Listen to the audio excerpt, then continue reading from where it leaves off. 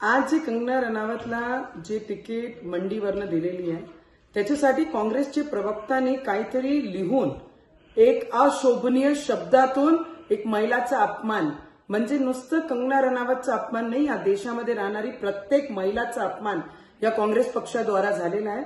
आणि त्या पक्षाच्या नेत्यांनी असा अपमान केलेला आहे ज्या पक्षामध्ये इंदिरा गांधीजी जसे नेते लीडरनी या देशाला लीड केलेली आहे, त्याच्यासोबत आज काँग्रेस पक्षाला जे लीड करत आहे सोनिया गांधीजी, प्रियंका गांधीजी या पक्षामध्ये आहे, त्या पक्षांनी एक महिलाचा या शब्दांनी अपमान करणं मला वाटते आज शोभनीय निंदनीय आहे। आणि हिचा आम्ही कडक शब्दांनी पूर्ण देशची महिला विषयचं हा सब्जेक्टचा निषेध करतो।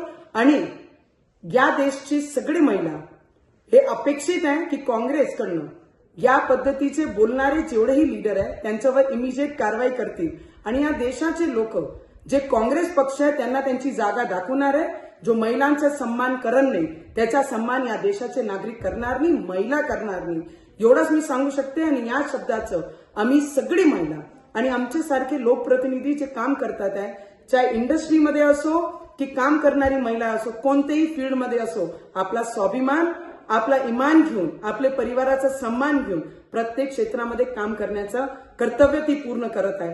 तर हे काँग्रेसचे लोक, काँग्रेसचे नेते विसरून गेले आहे। जर या काँग्रेस पक्षाचे नेत्यांनी त्यांच्या असे बोलणारे जे लोक आहेत त्यांच्यावर जर कारवाई केली नाही तर या देशाची महिला हे समजन की काँग्रेसला महिलांचा सन्मान करायचा नाहीये आणि हे विसरून गेले आहे।